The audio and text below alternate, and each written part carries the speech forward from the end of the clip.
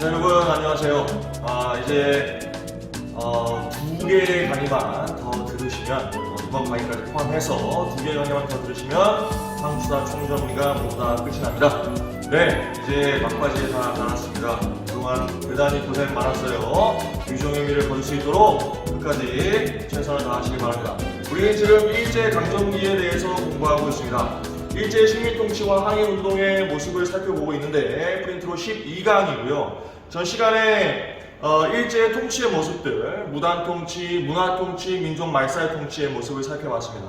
그리고 우리가 거기에 그런 통치가 전개될 때 어떻게 저항했는가, 우리 민족이 어떻게 저항했는가 그런 모습도 살펴봤는데 그 저항의 과정 속에서 있었던 매우 거족적인 가장 최대 규모의 운동이었던 3.1운동까지 저번 시간에 말씀을 드렸습니다.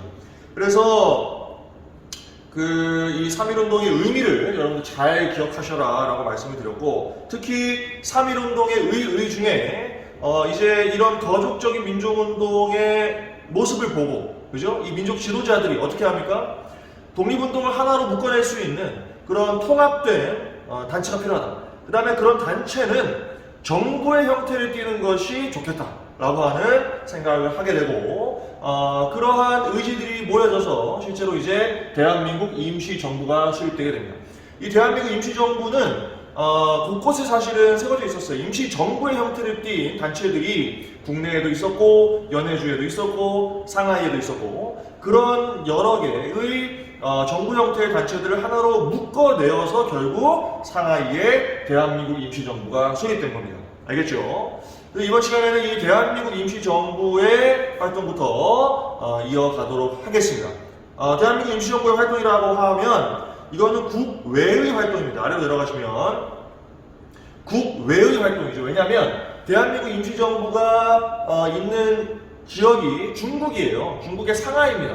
그죠? 상하이에 만들어졌기 때문에 국외에서의 활동이라고 할 수 있겠습니다.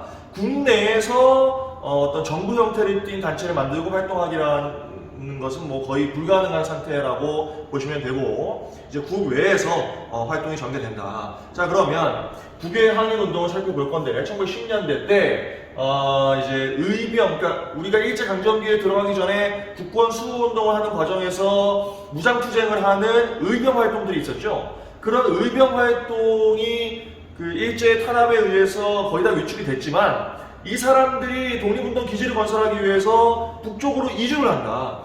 한반도와 인접한 지역, 만주, 연해주 지역으로 이주를 하는 겁니다. 이들뿐만 아니고 신민회 있었죠. 우리 공부했을 때 신민회. 이 신민회는 국외에 또 이제 독립운동 기지를 건설하는 그런 역할을 했기 때문에 이 신민회 사람들도 북쪽으로 이주를 많이 합니다. 결국은 이 민족 지도자들 중에 무장투쟁이 필요하다라고 생각을 했던 사람들은 그 독립운동 기지의 건설을 위해서 북쪽 지역으로, 한반도 북쪽 지역으로 이주했다고 보시면 되겠어요. 대표적으로 북간도 지역, 서간도 지역, 북만주, 연해주 지역 이런 식으로 구분을 하기도 합니다. 그래서 북간도에 어떤 단체가 있었고, 뭐 서간도에 어떤 단체가 있었고, 그런 내용들이 원래 이제 우리가 공부하는 교과서나 이런 것들 보면 나와 있는데, 우리가 수능을 준비하는 그런 뭐 수준에서 그런 단체들을 다 지역적으로 구분하거나 뭐 이렇게 기억하거나 그럴 필요는 없다라고 생각이 돼요. 일단 이런 지역에서 그런 독립운동 기지를 건설하고 무장투쟁을 전개하는 기반이 마련되었다라는 정도만 여러분들 아시면 되겠습니다. 항일 무장투쟁의 중심 지역으로서의 역할을 하게 된다. 대한민국 임시정부에 대해서 말씀드린다고 했잖아요. 대한민국 임시정부의 지역은 어디였다? 중국의 상하이입니다. 중국의 상하이. 자, 3.1운동의 영향으로 이제 20년대 초반이 되면 대한민국 임시정부가 수립이 되는데, 써있듯이 독립운동의 역량을 결집시키는 것이 목적이었다라는 것이고, 그 조직의 모습을 살펴보도록 하겠습니다. 삼권 분립에 입각한 공화정의 모습을 띠고 있습니다. 그러니까 완벽한 정부 형태를 띠고 있는 거죠. 입법, 행정, 사법 이 3권이 분립되어 있는 정부 형태를 띠고 있다. 그래서 행정권을 행사하는 국무원과 입법기관으로서의 의정원 또는 임시의정원이라고 불러요. 그 다음에 사법기관으로서 법원이 실제로 존재했습니다. 임시정부 산하에 이런 조직들이 있었다. 그러니까 겉으로는 어쨌든 정부 형태를 분명히 띠고 있었던 것이고요. 그 활동의 내용을 보면 결국 이제 독립운동 하는 건데, 독립운동을 하기 위해서 이게 상하이에 있다 보니까 국내와의 연락, 그죠? 업무를 하기 위해서 연통제, 그 다음에 교통국 이런 걸 통해서 또 독립운동 자금을 모금한다든지 뭐 그런 활동을 하게 됩니다. 국내외의 연락 업무를 담당하고 자금을 모금하기 위한 연통제와 교통국 이런 것들을 운영을 했고, 그 다음에 독립 자금을 또 모금하기 위해서 독립 공채를 발행하기도 합니다. 이건 이제 정부의 형태를 띠고 있으니까 이 정부에서 이제 부채를 짓는 거죠. 네. 그래서 이제 모금 활동을 하는 거예요. 독립운동 자금을 모으는 겁니다. 그 다음에 김규식이라고 하는 사람을 이제 파리 강화회의에 파견하여서 독립청원서를 제출하게 했고, 그 다음에 이승만이 중심이 돼서 구미위원부라고 하는 것을 설치하고 주로 이제 구라파 이제 미주 지역에서 외교 활동을 펼치게 됩니다. 특히 대한민국 임시정부의 초대 대통령으로 활동했던 인물이 바로 이승만입니다. 그래서 이 초기의 대한민국 임시정부의 활동은 사실은 이 외교 활동이 중심이었다고 보시면 되겠어요. 외교 활동이 중심이었습니다. 그리고 독립신문과 같은 것도 발행했다. 사실 독립신문이 앞에서 독립협회라고 하는 단체에서 발행한 독립신문이라는 게 있죠. 요거는 이제 그 이름만 같은 거고 다른 거예요. 여기는 지금 대한민국 임시정부에서 발행하는 신문입니다. 자, 어쨌든 이 대한민국 임시정부는 너무나 중요한 역할을 할 수 있는 단체였습니다. 할 수 있는 단체였어요. 정부 형태를 띠고 있었고, 이제 다른 지역에 있었던 정부의 형태를 띈 단체들이 힘을 합쳐서 만들었기 때문에 독립운동을 결집하고 이끌어 나갈 수 있는 가능성이 있는 단체였어요. 그런데 초기에 외교 활동에 중점을 두는 상태, 그리고 이제 초대 대통령이었던 이승만이 독립운동 자금을 유용하는 또 그런 사건을 일으킵니다. 그러한 상황 속에서 이러한 상태로 대한민국 임시정부가 유지되고 정부의 역할을 할 수 있느냐에 대한 회의를 가진 사람들이 생기게 됩니다. 회의가 생기게 되죠. 그래서 이 대한민국 임시정부의 활동이 1920년대 이제 중반 되기 전부터 약화되기 시작했어요. 사실은 약화되기 시작했습니다. 국민대표회의라고 하는 것이 열리게 됩니다. 이거는 이제 그 외교 활동을 중심으로 하는 대한민국 임시정부의 활동이 큰 성과를 거두지 못하고 이승만 대통령이 뭐 이렇게 좋지 않은 그런 모습을 보이고 이런 상태에서 이러한 식으로 계속해서 대한민국 임시정부를 이끌어야 되냐에 대한 회의가 생겼다 그랬잖아요. 그래서 모인 거야. 그게 바로 국민대표회의입니다. 이 대한민국 임시정부를 어떻게 할 거냐, 그대로 놔둘 거냐, 아니면 좀 바꿀 거냐, 아니면 아예 없애고 새로 만들 거냐, 뭐 이런 식으로 이제 서로 논의를 했던 거죠. 결국은 이 대한민국 임시정부를 없애고 새로운 단체를 만들자라고 하는 창조파와 아니다, 이 대한민국 임시정부를 그대로 두고 그 안에서 뭔가 바꿔나가자라고 하는 개조파가 대립을 하게 됩니다. 결국 이 창조파와 개조파의 대립의 상황에서 이 국민대표회의가 결렬이 돼버려요. 이 국민대표회의가 그나마 잘 됐다면, 그래서 뭔가 결론이 나왔다면 계속해서 세력을 유지할 수 있었을 텐데, 이게 결렬되면서 대한민국 임시정부의 활동이 대단히 침체되기 시작했다. 그래서 20년대 중반부터 한 30년대 중반까지 계속해서 침체를 겪게 돼요. 이게 정부라기보다는 일개 독립운동 단체 정도의 활동밖에 못하는 뭐 그런 상황이 됩니다. 그럼에도 불구하고 이러한 대한민국 임시정부의 위기를 극복하기 위한 노력이 펼쳐집니다. 보시면 이승만을 탄핵해요. 아까 말씀드렸듯이 독립운동 자금을 유용하는 그런 사건을 일으켰기 때문에 초대 대통령이었던 이승만을 탄핵하고 이제 새로운 대통령을 뽑았죠. 박은식이라는 사람이 되죠. 그리고 체제를 개편하는 거야. 대통령 중심의 어떤 체제에서 뭐 국무령제도, 그 다음에 집단주도 체제, 뭐 그런 식으로 계속해서 개편을 해 나갑니다. 이런 식으로 체제를 개편하면서 위기를 극복하려고 노력을 했죠. 이 위기 극복에, 대한민국 임시정부의 위기 극복의 중심에 있었던 인물이 누구였을까요? 김구가 되는 거야. 김구 선생님이 그런 역할을 했던 겁니다. 알겠죠?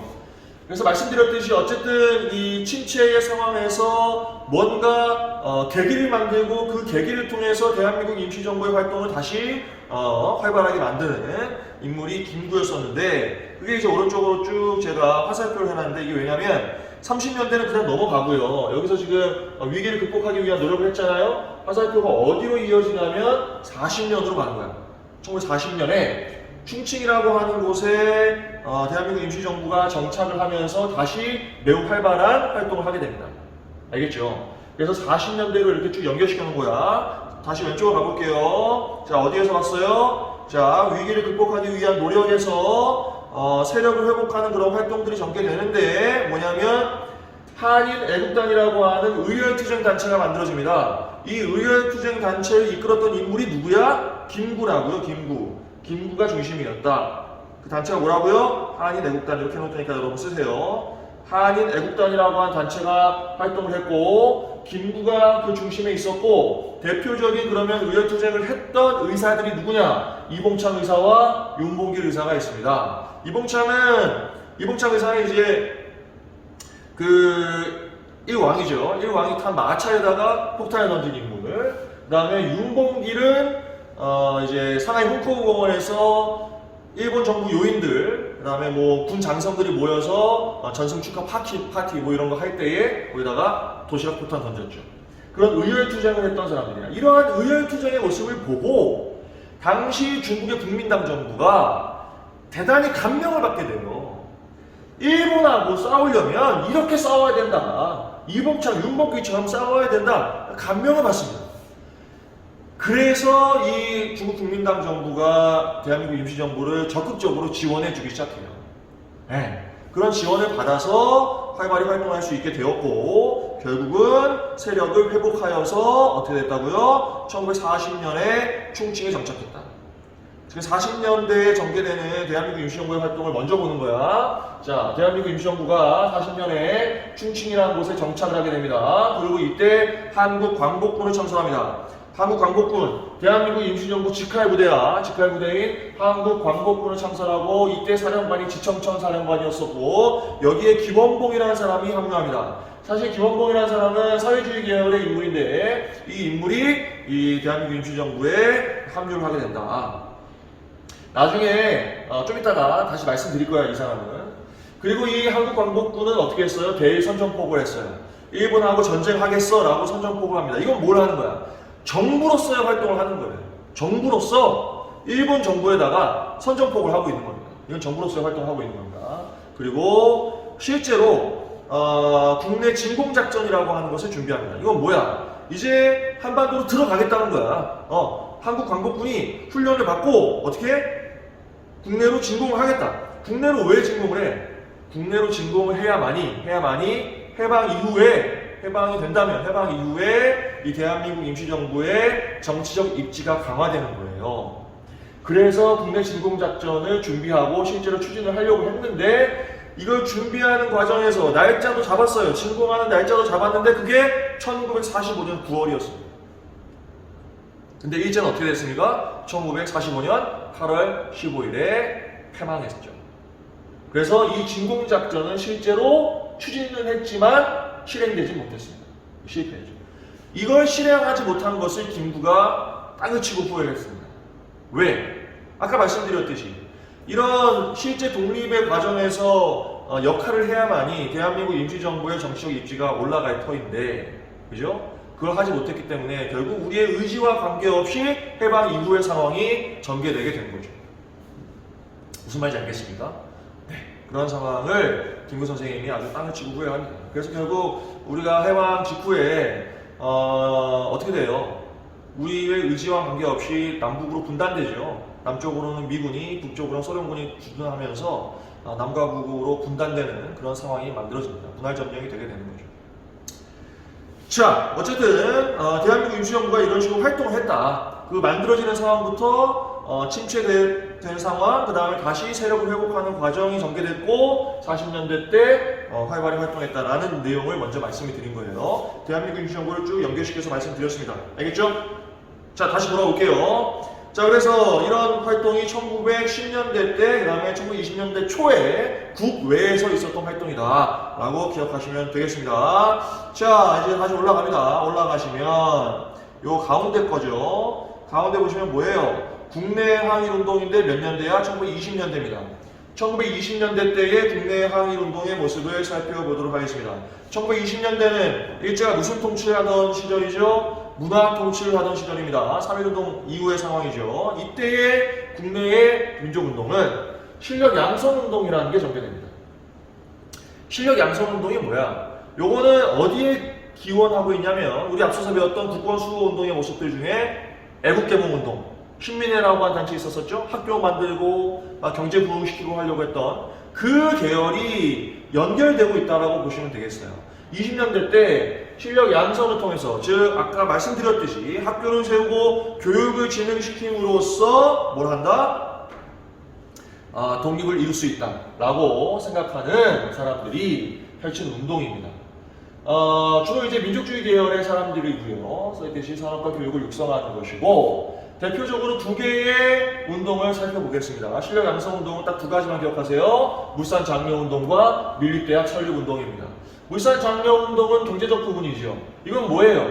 이 물산 장려 운동은 외국 자본의 침투, 특히 일본 자본이 들어오면서 많은 회사를 건설하고 그러면서 민족 자본이 계속 억제되잖아요. 그런 상황에서 우리 민족 자본가들을 위해서 우리 민족 자본을 성장시키자라고 하면서 뭘 펼친 거냐면 국산품 애용운동을 펼친 겁니다. 평양에서 시작됐고요. 조만식이라고 하는 인물이 주도했습니다. 민족 기업을 육성하기 위해서 뭘 한다? 국산품을 애용하자. 조선 사람이 만든 걸 조선 사람이 쓰자라고 하는 운동이 물산 장려 운동입니다. 요 정도도 기억하면 괜찮습니다. 물산 장려 운동. 그 다음 밀립대학 설립 운동. 이 밀립대학 설립 운동은 이건 대학을 만들자는 거죠. 대학을 만드는 이유는 뭐예요? 고등교육을 하자는 거죠. 지금 일본의 어떤 지배하에서의 조선인들에 대한 교육이라고 하는 것이 아주 저급한 교육, 초등교육, 그죠? 에 머물러 있기 때문에 그런 기본교육에서 벗어나서 고등교육을 할 수 있는 기회를 가져야 된다. 그러려면 뭐가 있어야 된다? 대학이 있어야 된다. 그러니까 교육의 기능을 위해서 대학이 있어야 된다. 그래서 밀립대학을 설립하기 위한 노력을 하게 되는데 일제가 가만두지 않고 계속해서 방해를 한 결과 밀립대학 설립운동은 실패하고 대학을 설립하지 못했습니다. 대신에 일제가 뭘 만들었냐면 경성제국대학이라고 하는 것을 만들었어요. 그 경성제국대학은 주로는 이제 일본과 협력적인 사람들의 자제 또는 조선에 와 있는 일본인들의 자제, 이런 사람들이 주로 입학을 하게 되죠. 그 경성제국대학이 지금의 서울대예요. 그 연원을 따지면 경성제국대학을 기반으로 지금의 서울대학교가 만들어진 겁니다. 아무튼 그렇고 이러한 두 개의 운동이 실력 양성 운동의 대표적인 모습이다라고 기억을 하시고요. 이런 실력 양성 운동은 민족주의 계열의 어떤 운동이라고 할 수 있고, 한편 1920년대가 되면 1917년에 러시아에서 혁명이 있었어요. 러시아 혁명의 결과로 최초의 공산주의 사회주의 국가가 등장했죠. 그게 이제 나중에 소비에트 사회주의 공화국 연방, 즉 소련이 되는 것인데, 이 소련이 매우 적극적으로 전 세계의 공산주의 사회주의를 확산시키기 위한 노력을 합니다. 그래서 전 세계에 실제로 많은 사회주의 단체들, 공산주의 정당들이 만들어지는데 조선도 마찬가지입니다. 한반도에도 사회주의 계열의 운동이 1920년대부터 매우 활발해집니다. 국제공산주의 운동, 사회주의 운동에 영향을 받았다고 볼 수 있어요. 그래서 실제로 조선공산당이라고 하는 정당도 만들어지고 활동을 하게 되는데, 주로 이제 농민들 또는 노동자들, 이런 사람들이 뭐야? 피지배계급이죠. 사회주의 운동이라고 하는 게 피지배계급이 지배계급에 대해서 계급투쟁을 하는 거거든요. 그게 기본이야. 기본에 깔려있는 내용이에요. 이것을 일제강점기에 적용을 하면 어떻게 되냐면, 피지배자들인, 그죠? 피지배층인 농민과 노동자가 저항을 하는데, 누구한테 저항을 하냐면 자본가와 지주들한테 저항을 해. 근데 그들이 상당수 일본인들이야. 결국 이 피지배층인 농민 노동자들, 일제강점기 때의 농민 노동자들이 지배층에게 저항을 하면 결국 그건 뭐가 되는 거야? 일본에 대한 저항이 되는 거야. 일본에 대한 저항이 됩니다. 그래서 이 사회주의 계열의 운동이 농민운동, 노동운동, 이런 대표적인 것들이 전개됐는데, 이게 결국은 일제를 향하고 있었다라고 하는 거죠. 그래서 사회주의 운동이 큰 의미를 갖는 겁니다. 사회주의 계열의 당시의 운동이 결국 일제에 대한 저항이었다, 항일 운동이었다라고 이해하시면 돼요. 알겠죠? 대표적으로 암태도 소작쟁이 농민들이 일으킨 거죠. 그 다음에 원산 총파업 노동자들이 일으켰습니다. 이런 것들이 일제에 대한 저항의 모습으로 발전하게 된다라고 기억을 하시면 되겠고요. 그러니까 전체적으로 보면 20년대 때 민족주의 계열과 사회주의 계열의 운동이 있었던 거야. 특히 국내에서 이런 운동들이 전개됐는데 이게 어떻게 보면 독립운동이 크게 두 가지 계열로 나눠진 거잖아요.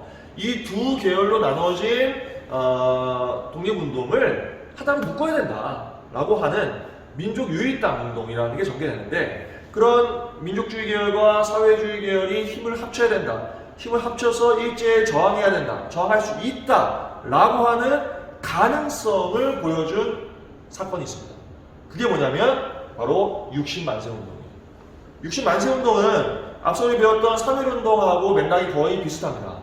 만세시위 운동이에요. 만세시위 운동인데 3.1운동은 고종의 인산위를 기점으로 해서 일어났죠. 이때는 순종이야, 순종. 순종 황제가 또 이제 서거하시고 순종의 인산위를 기점으로 해서 학생들이 주도하여서 만세시위 운동을 준비한 거야. 1926년 6월 12일이 기점이 된 겁니다.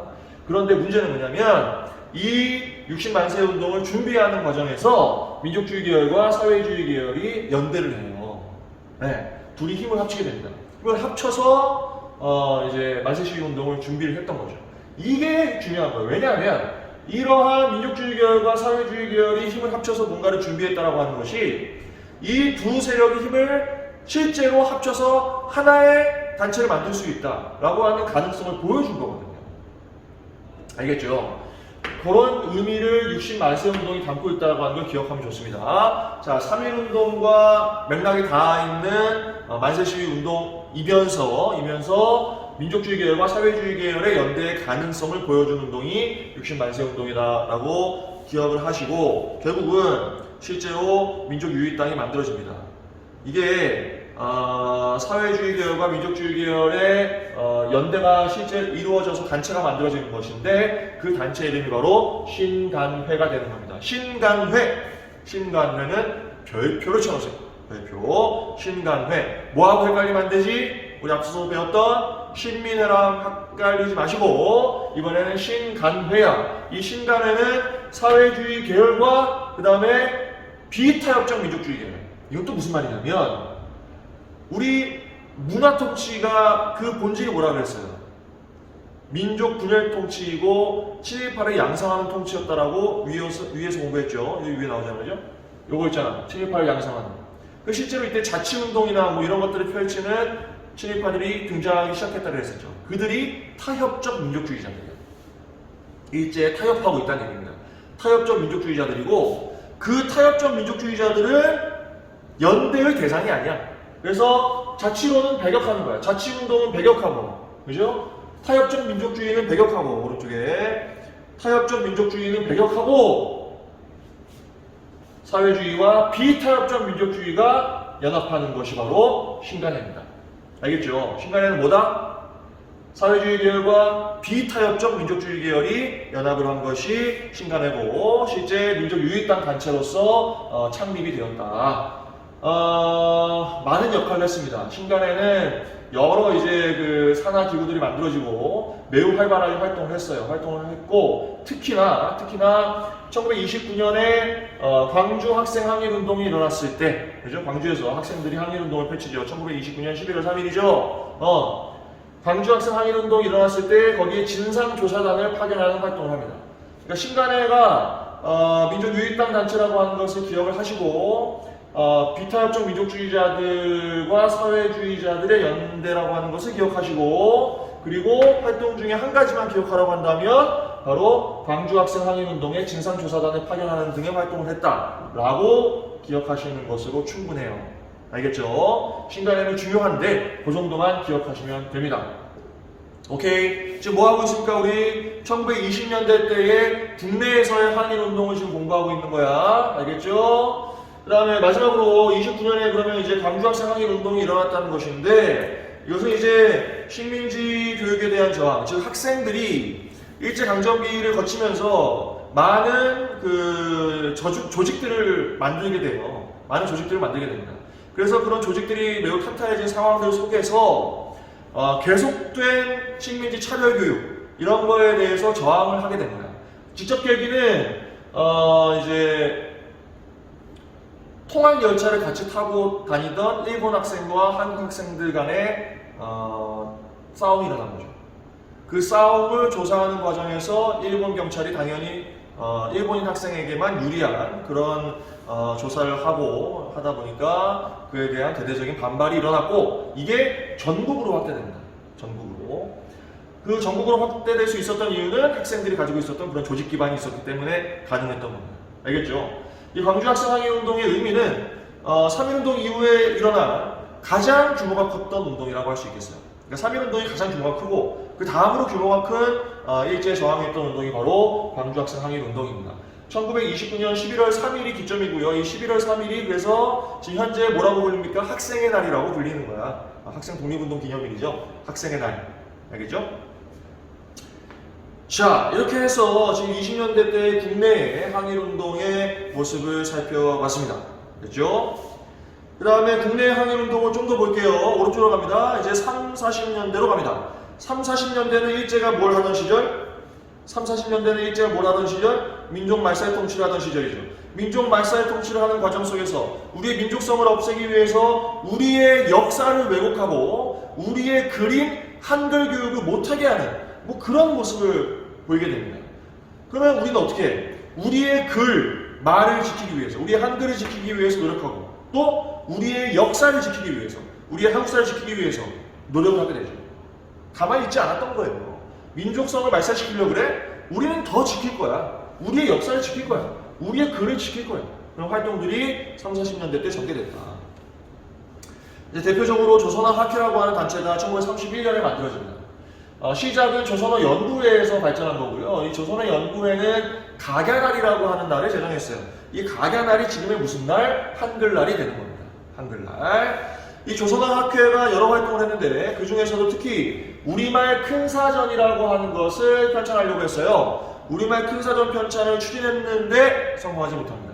실패했어요. 역시 일제가 이제 탄압을 한 거죠. 일제 탄압으로 실패를 했는데 조선어학회 사건이라고 하는 것을 이제 만들어서 굉장히 많은 이 조선어학회 회원들을 다 이제 투옥시키는 일을 벌이게 되죠. 그러면서 이 조선어학회는 해산됩니다. 안타깝죠. 활동이 다 이제 숲으로 돌아갔는데 결국은 해방 후에 우리말 큰사전은 실제 편찬이 됩니다.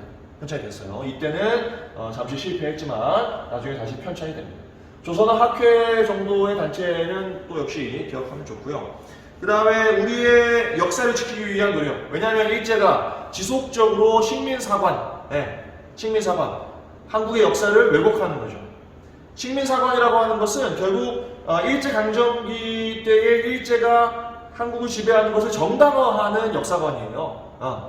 한국 사람들은, 조선 사람들은 서로 싸우기만 했다. 뭐 당파성론이라고 하죠. 그 다음에 한국인들은 스스로 발전할 수 있는 가능성이 없었다. 타율성론. 그리고 한반도는 고대 국가의 어떤 수준에서 벗어나지 못했다라고 하는 뭐 정체성론. 뭐 그런 것들 주장합니다. 결국 뭐야 이거? 그래서 일본이 한반도를 지배해야 되는 거다.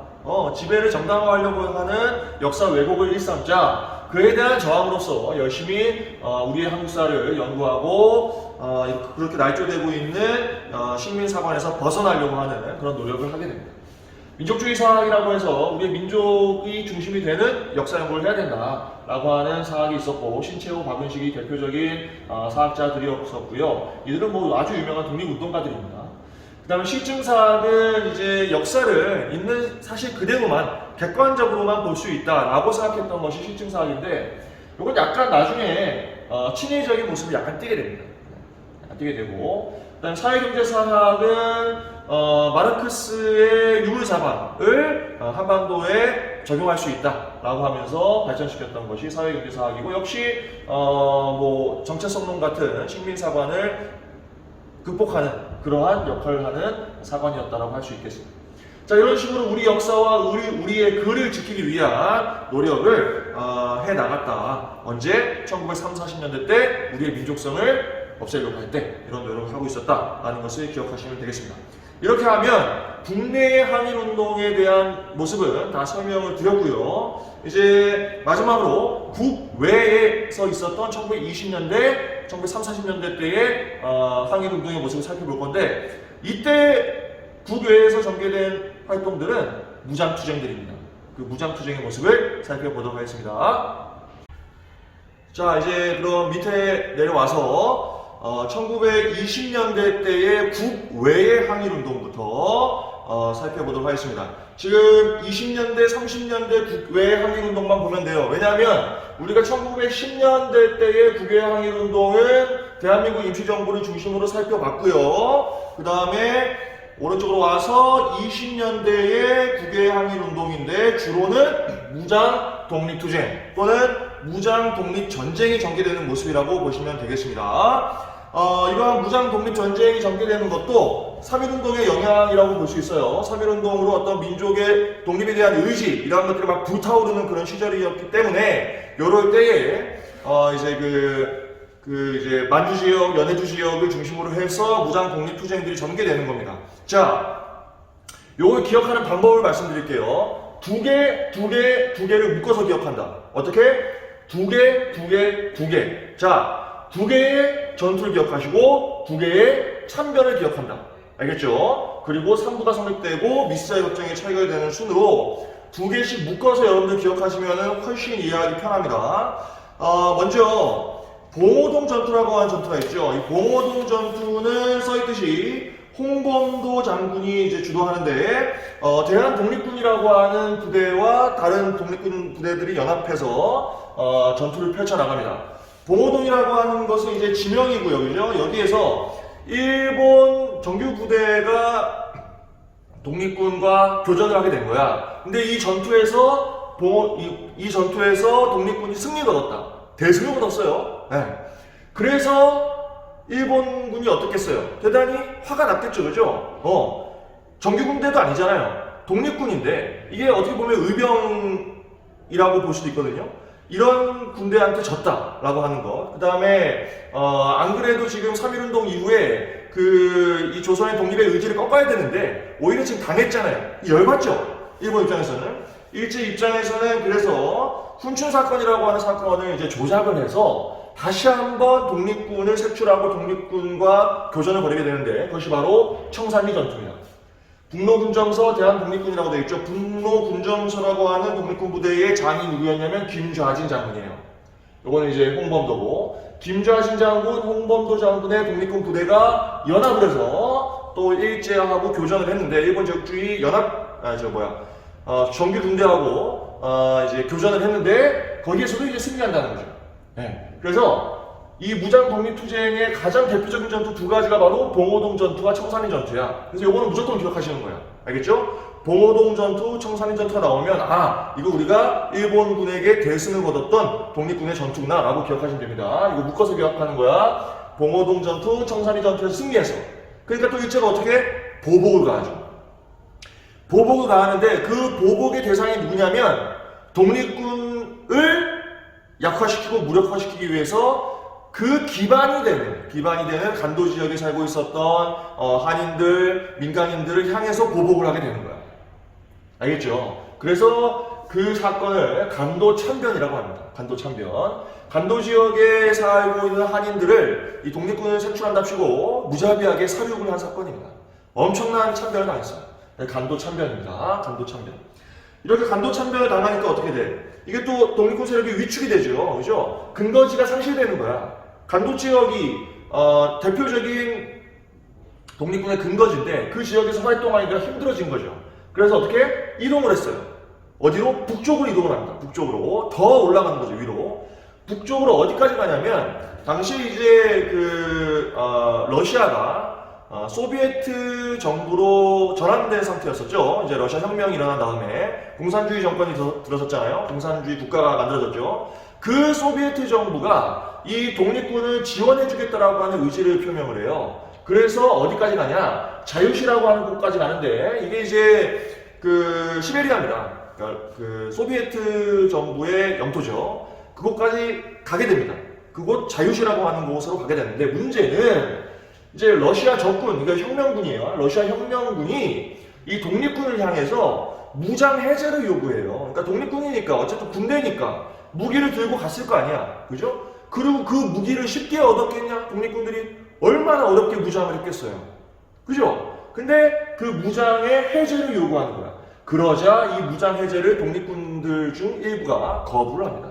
이걸 거부하니까 어때? 또 러시아 적군에 의해서 희생을 당하는 사건이 일어납니다. 그것이 바로 무슨 참변? 자유식 참변입니다. 그래서 이 두 가지를 또 묻습니다. 간도 참변과 자유식 참변. 간도 참변과 자유식 참변을 통해서 독립군 세력이 대단히 또 위축됐겠죠. 네, 그런 상황이 만들어졌다. 근데 그렇다고 해서 그러면 이제 뭐 독립군들이 포기를 하냐, 독립운동을. 그럴 리가 있습니까?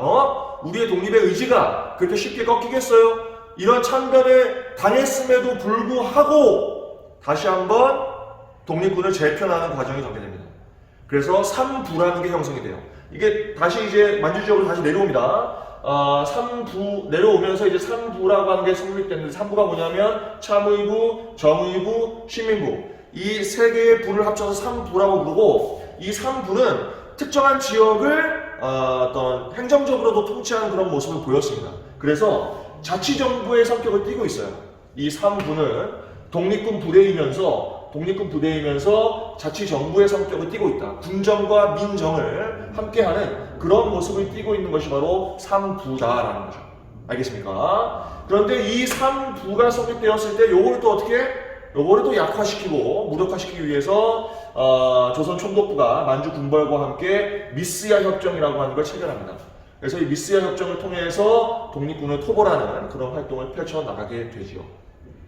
알겠습니까? 자, 그래서 20년대 때의 무장 독립투쟁은 세 가지로 묶어서, 두 개씩 묶어서 세 가지가 되는 거죠. 세 가지로 묶어서 기억을 하신다. 먼저 두 번의 전투를 통해서 대승을 거뒀다. 그래서 일제가 보복을 했다, 참변을 당했다. 간도 참변이었고, 그 다음에 독립군들이 이동을 자유시 쪽으로 했는데 거기에서 참변을 당했다. 그래서 두 번의 참변. 그리고 3부의 성립으로 다시 독립군이 재편되었지만 미스야 협정으로 독립군 활동이 또 위축되었다. 라는 식으로 두 개씩 묶어서 기억하면 대단히 편합니다. 알겠죠? 뭐 요 정도만 보셔도 돼요. 사실 독립군 부대가 대단히 많이 나오고 이 독립운동 그 단체들이 굉장히 많아. 특히 요 북쪽 지역에 만주 지역과 연해주 지역이 대단히 많습니다. 근데 그걸 여러분들한테 다 일일이 소개하지 않아. 왜? 수능에 그렇게 안 나오니까요. 그런 세세한 단체들이 나오지 않아. 알겠죠? 요 정도 흐름만 아셔도 충분합니다. 오케이. 자, 그 다음에 어떤 상황이 만들어지냐면 이 참의부, 정의부, 신민부가 이제 각각 활동을 하잖아요. 근데 요걸 통합해야 된다라고 하는 움직임이 등장하게 됩니다. 참의부, 정의부, 신민부 이 3부가 어떻게 개편되는지 화살표 따라서 가보겠습니다. 자, 화살표 따라가 보세요. 화살표 쭉쭉쭉쭉쭉. 자, 이렇게 된 거지. 뭐냐?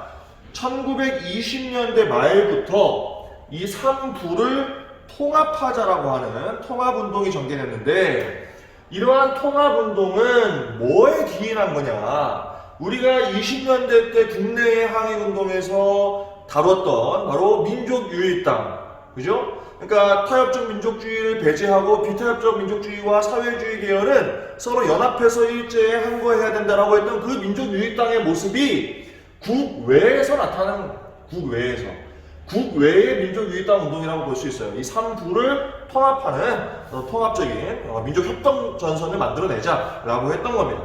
자, 쓰고 있죠. 그래서 참의부, 정의부, 신민부 이 3부에 대한 통합운동이 전개되어서 실제로 통합이 되는데 완벽한 통합은 되지 않았어요. 안타깝게도 두 개로 통합이 됩니다. 뭐냐면 국민부와 혁신의회, 이렇게 두 가지로 통합이 돼요. 국민부와 혁신의회로 이게 개편되게 되고, 국민부는 나중에 조선혁명당, 그 다음에 혁신의회는 한국독립당으로 발전하게 됩니다. 조선혁명당 산하에는 조선혁명군이 있고, 한국독립당 산하에는 한국독립군이 있었어요. 정치단체이면서 동시에 독립군을 이제 가지고 있었던 그러한 단체다라고 할 수 있겠죠. 이런 식으로 이제 국외에서의 독립운동의 모습이 개편되는 그런 과정이 전개되었다. 언제? 1920년대 말에 그렇게 전개됐고, 이제 1930, 40년대로 왔잖아요. 그죠? 1930, 40년대로 오면, 특히 30년대가 되면 1931년에 일본이 만주사변을 일으키잖아요. 그죠? 이거는 대륙으로 침략한 거지. 중국을 침략했죠. 이 중국을 침략하는 사건, 그 다음에 1937년에 중일전쟁이 일어나잖아. 중국하고 일본이 전면전에 들어갑니다. 이런 상황이 만들어졌을 때에 일본에 대한 저항을 중국도 하게 되고 우리도 하게 되는 거야. 그럼 결국 뭐야? 우리와 중국이 힘을 합칠 수 있게 됐다는 거죠.